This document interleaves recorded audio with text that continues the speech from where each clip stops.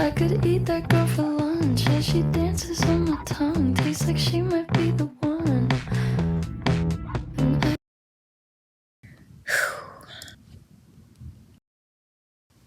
Hey baddies, it's me Roxanne. I am your crochet bestie, and today we're going to be going over some crochet tips I wish I knew as a beginner. I've been crocheting for 9 years, so you know your girl has some experience. Okay, let's get started. Here's just some things that you should avoid as a beginner. I love textured yarn. Textured yarn is so cute. She's adorable. It gives you a really nice look. But you should probably avoid heavily textured yarn as you're just not as familiar with the stitches, what to look for, what the stitch is supposed to look like. Mohair yarn is one of my favorites to use. I did a dress with it. It's super cute, but it tangles really easily. It's really hard to unravel, and it's hard to get the tension right with it. It also just snaps really easily. You have to have a little more experience before you can use it. Same thing with fluffy yarn. I know we've all seen these really cute like the cow plushies, but I haven't even tried that one yet. She's a lot. I don't recommend using it. It's just hard to see like what you're doing. That brings me to dark colors. Black yarn is honestly, I love the color black. It matches with everything in my closet. Half my closet is black. I'm black. Again, it's hard to see where your stitch is. When I'm using velvet black yarn, I don't even look for the stitch. I just feel for it. It's been 8 years, 8.5 years, and I still don't look. I'm also blind as hell. We're gonna ignore that part though. Small hooks, I wouldn't recommend going under like a 3.75, 3.5. It is so frustrating and so annoying.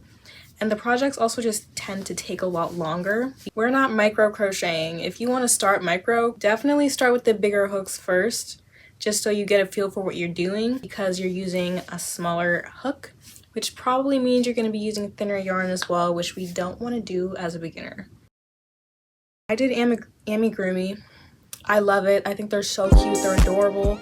They're really good if you're trying to sell stuff, but avoid the ones with a lot of assembly, like a lot of parts. Sewing is just not fun, and getting the placement right is not fun either. You don't want to be doing all that work, and it's just not that easy to do. Especially, I didn't use a tapestry needle because I didn't have one. I didn't really know that I would use it for crochet, so I didn't even have a tapestry needle, and I just find that things with a lot of parts tend to be trickier and they don't come out as well. So here are some things that you should definitely learn and focus on. Tension is so important. The same tension, the same hook, the same yarn, different tension, you can have 2 completely different looks. This also goes when you're making things for yourself, maybe a bag, some kind of project, clothes especially. You want to make sure you have that down. So when you're doing that, one way to do that is making swatches of different yarn, different weight, so maybe with different stitches as well. I think that's a really good way to kind of not only just have it, so if you want to make maybe clothes, I've been into that lately, you can kind of see what you want to do and how you want it to look, but it's just a really good way to practice. Another thing is foundation stitches. I did not know about these until probably at most like 6 or 7 months ago. They're such a game changer. So many projects, so many things require you to do a chain and then go back over that chain with whatever stitch. We don't want to do that. Not only is it extremely annoying and takes forever, but it can turn out pretty messy, especially if you're not aware of the back loop only thing. Foundation single crochet, I haven't seen it before. It's super easy. Foundation single crochet, foundation half double crochet, foundation double crochet. I use that pretty much for almost every project, unless I'm doing like a magic ring. That has a base. It's so much cleaner. It's so gorgina. I love her. It's perfect, especially skipping that annoying step. I had this shawl. My first row of chains was about 300 stitches, and I had to go back over every single chain with a slip stitch. No, you don't want to be doing all that. Lock in. That being said, get rid of your turning get rid of your okay, never mind. and the weight to hook ratio. So like I said, there's a lot of different kinds of yarn, a lot of different weights, tension. You want to figure out kind of what you're comfortable with. Personally, my thing is definitely using like a smaller hook. I love 3.5 to 4 millimeter hooks for all my projects. I like to go a little bit smaller than what they recommend. Find like what's comfortable for you, especially depending on what kind of projects you want to make. I had an amigurumi phase, I had a bag phase, I'm in my clothes phase right now, I had a hat phase, I had a random stuff phase. So whatever it is that your focus is, just make sure you find your comfortable, like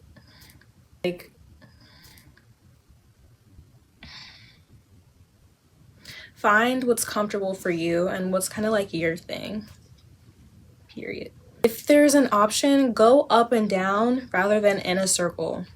It's a lot easier whether you're doing a tube top or a skirt, maybe not shorts, but if you can go this way, you have a lot more flexibility with what you're doing, especially considering clothes with yarn are harder to make just because the stretches more over time.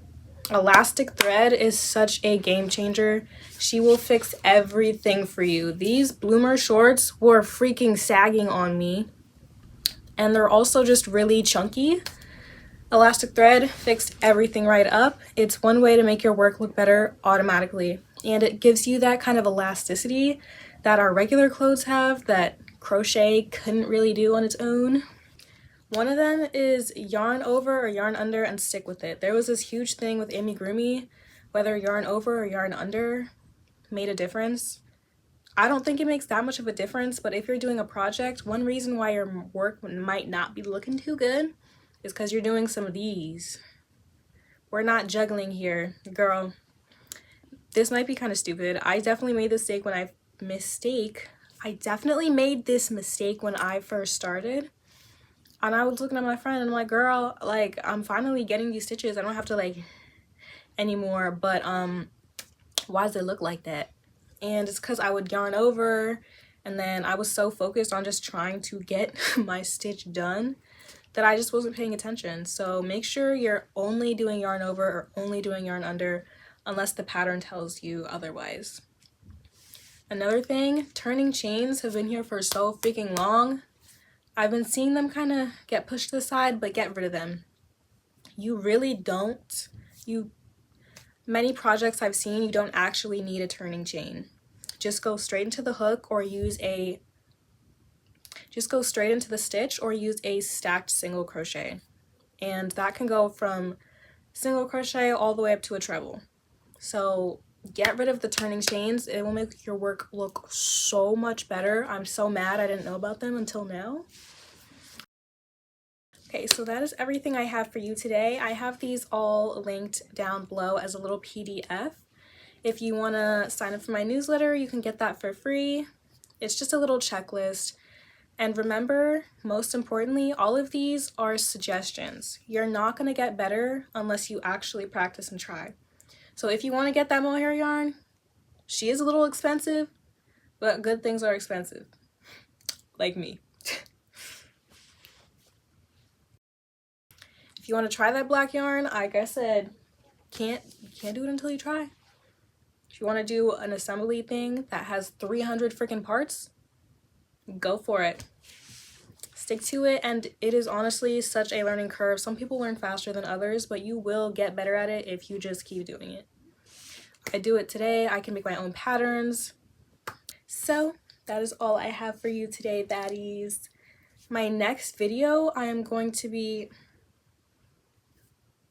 What am I doing for my next video? Hold on, y'all.